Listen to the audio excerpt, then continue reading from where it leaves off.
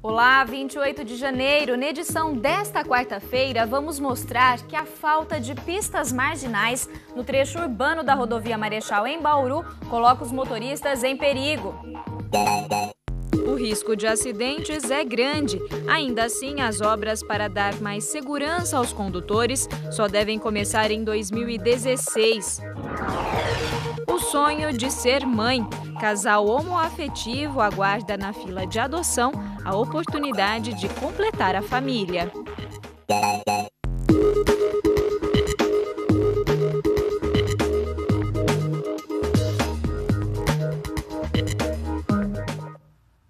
É comum encontrar quem critique os motoristas que usam a rodovia Marechal Rondon para transitar dentro da cidade de Bauru.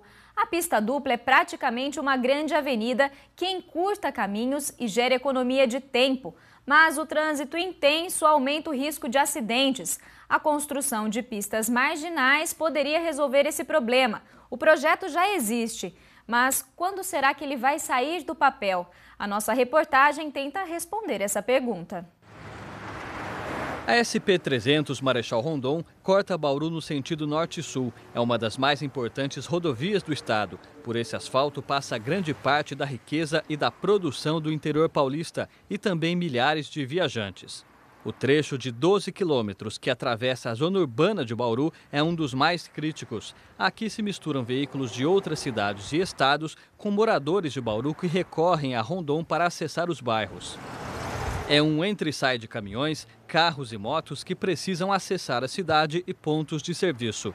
O grande fluxo aumenta o risco de acidentes e também de mortes. O trecho oeste da Marechal Rondon, que parte do entroncamento com a Bauru-Jaú e segue no sentido Araçatuba, foi passado à concessionária em maio de 2009. Desde então, espera-se a construção de vias marginais. Seria uma forma de separar veículos que estão em viagem dos que fazem percursos urbanos mais curtos. No entanto, mais de 5 anos depois, a obra não foi iniciada. Alguns trechos da rodovia Marechal Rondon já têm pistas marginais. A construção em outros locais está prevista no contrato de concessão com a empresa Via Rondon.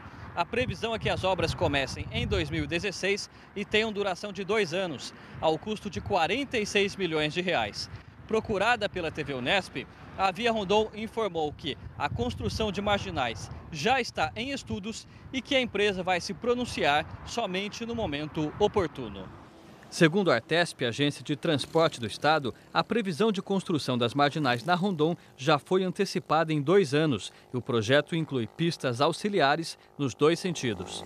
Enquanto a obra é discutida, os motoristas são obrigados a fazer muitas manobras. Quem está acostumado a viajar em outras regiões estranha a falta das marginais na Marechal Rondon. Eu acho que deveria ter a marginal, que seria até mesmo para a nossa maior segurança em relação ao trânsito. Em Rio Preto tem para todo lado e aqui não tem. Aqui você precisa sair para um lado, aqui você não sai, você tem que ir lá na cidade, dar a volta para entrar na rodovia. O alto custo da obra, de 46 milhões de reais, é explicado em parte pela complexidade. Em alguns trechos, já existem construções que precisam ser desapropriadas. Em outros, é grande o desnível entre a rodovia e os bairros. Mas o tráfego intenso justifica o investimento que pode contribuir para reduzir acidentes.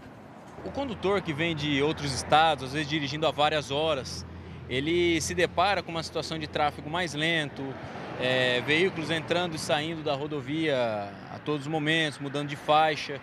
E aquele que está todos os dias fazendo aquele mesmo trajeto, muitas vezes ele acaba ignorando a velocidade dos veículos que já estão trafegando pela rodovia. Ele pode reduzir a velocidade sobre a faixa, que traz um risco enorme. A construção das marginais, nós vemos com bons olhos, porque ela vai dar uma diferenciada, uma dividida nesse tráfego. Enquanto isso, resta aos condutores aguardar.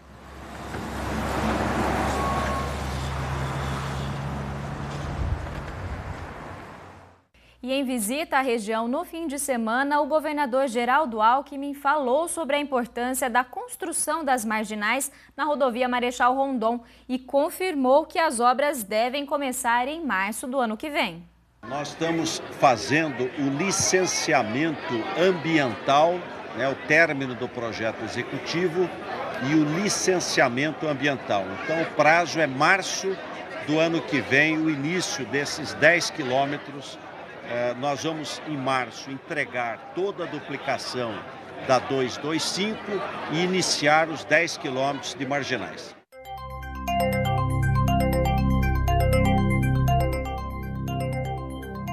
Três dias seguidos com chuva dão alívio aos bauruenses que vinham sofrendo com as altas temperaturas. Vamos saber qual é a previsão para os próximos dias. As informações são do IPMET e do CPTEC. Áreas de instabilidade formadas pelo calor e pela umidade deixam o céu com muitas nuvens e favorecem a formação de chuvas em todo o estado de São Paulo. Em Bauru, o tempo segue instável hoje e amanhã e há previsão de chuvas principalmente para o fim do dia. Agora, a umidade do ar está em 68%. São registrados ventos de 6 km por hora. A mínima registrada hoje foi de 19 graus. Já a máxima chegou aos 28. Para amanhã, mínima prevista de 22 e máxima de 29 graus. A Secretaria Municipal de Saúde confirmou hoje os 3 primeiros casos de dengue contraídos aqui na cidade. Até o momento, tinham sido registrados apenas os casos importados. No total, 8 pessoas já tiveram a doença este ano. Em 2014, foram 432. Nesta quinta-feira, equipes de agentes de endemias vão fazer nebulização em imóveis da região do Jardim Solange. No próximo bloco, você vai ver que o cursinho 1º de maio da Unesp em Bauru está com inscrições abertas. E ainda hoje, a gente volta a falar de adoção. Você vai ver a história de 2 mulheres que juntas têm o sonho de ser mãe. Fique ligado, voltamos já!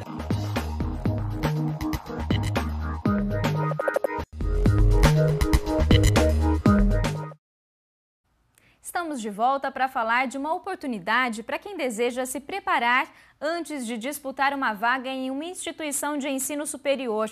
O cursinho 1º de maio da Unesp em Bauru está com inscrições abertas. Podem se inscrever alunos que estejam cursando ainda o 3º ano do ensino médio ou que já tenham concluído em escolas públicas ou escolas privadas, mas desde que tenham pelo menos 50% de bolsa. Sobre esse assunto eu converso com o Gustavo Soares, que é coordenador do cursinho. Gustavo, como que vai funcionar o processo de seleção? O processo seletivo nosso tem uma prova de seleção. Os candidatos eles fazem a inscrição. As inscrições começaram no dia 12 de janeiro e vão até o dia 7 de fevereiro. O candidato se inscreve e passa por essa prova de seleção que tem 60 questões, uma prova baseada no Enem, com as matérias do ensino médio. E aí o candidato passa por essa prova. Quem conseguir uma nota de corte que varia de ano para ano, dependendo do número de inscritos e a média de acerto desse ano, entra nessas 150 vagas que o cursinho oferece. E como os interessados podem se inscrever? Eles têm que vir até a sede do cursinho, que fica aqui na Unesp, munidos de um documento com foto, RG ou CNH, e aí ele precisa também saber as informações da escola onde ele estudou o 3º ano ou esteja estudando o 3º ano do ensino médio, né? Aí ele só vai preencher a ficha de inscrição, paga a taxa de R$20 da inscrição, e aí a prova é dia 8 de fevereiro. Muito obrigado pelas suas informações. Lembrando então que as aulas do cursinho são gratuitas e o telefone para mais informações é 3103-6163. Tárcio de Lucas para o Unesp Notícias. Ontem você viu aqui no Unesp Notícias exemplos de amor e solidariedade. Casais que decidiram aumentar a família e optaram pela adoção. Hoje nós vamos mostrar a história da Camila e da Marisa. Elas estão juntas há 6 anos e têm um sonho em comum, ser mãe. Elas estão na fila da adoção e a cada dia que passa, o desejo de ter uma criança em casa aumenta. As lembrancinhas estão prontas. Algumas peças de roupa também já foram compradas. Tudo preparado em cores neutras e tamanhos variados. É que a Camila e a Marisa ainda não sabem se vão ser mães de uma menina ou de um menino. Há 1 ano, elas deram entrada no processo de adoção e aguardam ansiosas a chegada de uma criança. Juntas há 6 anos, elas se prepararam muito para esse momento. Nós já fizemos algumas coisas de roupa, carrinho, essas coisas nós já compramos. O quarto nós estamos mandando fazer e nós estamos fazendo um cofre e uma poupança já, que é para não ter correria Já falamos com os amigos que a hora que chegar a gente vai fazer o chá de bebê. Então tá todo mundo avisado, família avisada, tudo certinho. Elas não imaginavam que, por ser um casal homoafetivo, teriam os mesmos direitos que os casais heterossexuais durante o processo de adoção. Por isso, ficaram surpresas ao chegar ao fórum. Foi uma surpresa porque a gente chegou lá e foi muito bem recebida. Nós fomos muito bem atendidas. Foi muito assim... Elas foram muito especiais com a gente. A gente se sentiu muito bem e foi muito legal, assim. Todos os processos que nós passamos foi muito, muito legal mesmo. Para o casal, a etapa mais difícil de todo o processo foi justamente o momento de definir o perfil da criança. Nós não escolhemos o sexo porque achamos que não tinha que escolher o sexo, preferência, porque quando as pessoas engravidam, não escolhe se vai vir um menino ou menina, né? Nós escolhemos até 2 anos. Não escolhemos recém-nascido, a maioria que é recém-nascido.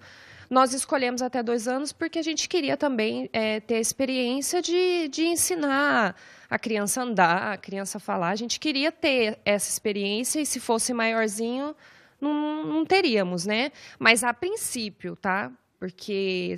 quando a gente tiver essa experiência, nada nos impede de depois adotar uma criança maiorzinha, né? Segundo a psicóloga responsável pelo cadastro de adoção, a única orientação específica para casais homoafetivos é nos casos de adoção de crianças mais velhas. A adoção ela se dá de 2 vias, né? O casal adota, mas a criança adota o casal também.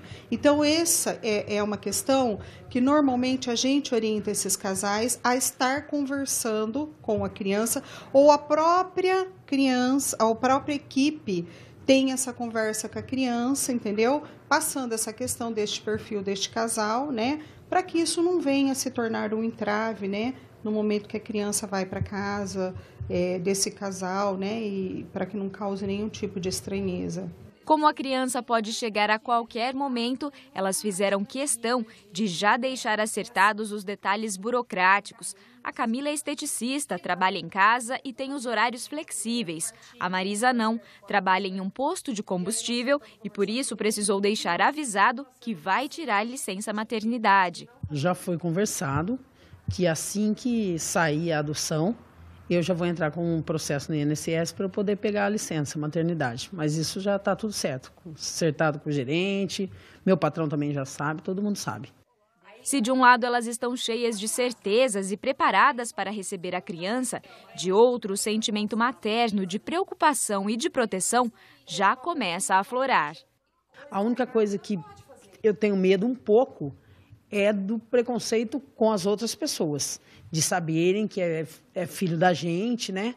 Isso hoje está melhor, mas ainda tem, né? O preconceito de criança para criança, eu acho que ela não vai ter.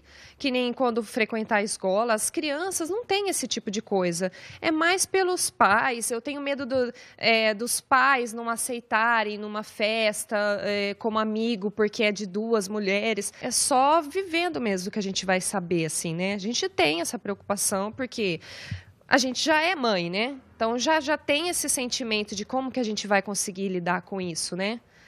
Mas, quando chegar a hora, a gente vai ter que enfrentar, né? E elas deixam um incentivo para os casais que, assim como elas, sonham em ter uma criança para completar a família. A única coisa que eu tenho para dizer é que as pessoas esqueçam o preconceito com as crianças que estão lá para ser adotadas. Porque você vai dar amor, você vai dar carinho, você vai dar educação, eles vão ser o seu espelho. Porque tem muitas crianças abandonadas que estão precisando da gente. É um sonho, vai lá e realiza. Não importa o que as pessoas vão achar, sabe? Ou o que vão pensar. Eu coloquei na minha cabeça que eu não ia passar por essa vida sem ser mãe. Sem passar por esse sentimento e ia deixar esse sonho de lado porque fulano ou sei lá quem fosse, sabe? Então eu falei, eu vou viver isso e nós fomos atrás disso. E eu vou viver isso intensamente e vou ser feliz e acredito que o nosso filho vai ser muito feliz porque a gente tem muito amor para dar. Que belo exemplo. Essa reportagem foi exibida aqui no Nesp Notícias em agosto do ano passado. Hoje nós entramos em contato com a Camila e a Marisa e elas continuam na fila para adoção. A gente fica na expectativa. E ainda hoje você vai ver que o Hospital de Base em Bauru está comemorando 64 anos. A gente recebe aqui no estúdio o vice-presidente da FAMESP, Antônio Rúgulo Júnior. Ele fala das conquistas e dos desafios do hospital. Não saia daí, a gente volta já já.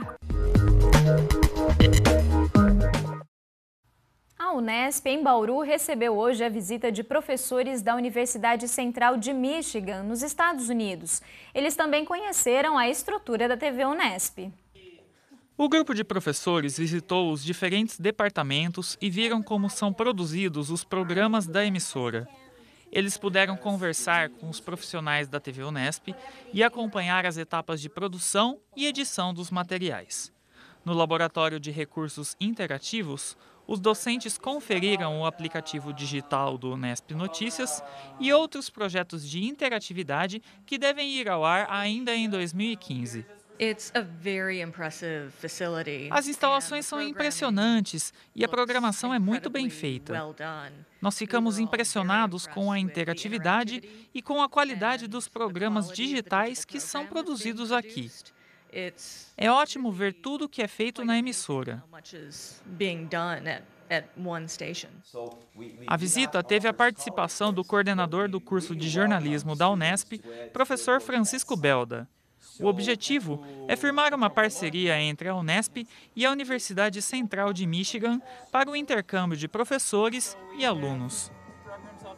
Nosso assunto agora é saúde. O Hospital de Base em Bauru completa neste mês 64 anos de atividade. Desde a fundação, o HB passou por grandes mudanças. A última delas foi há 2 anos, quando passou a ser administrado pela FAMESP, a Fundação para o Desenvolvimento Médico e Hospitalar.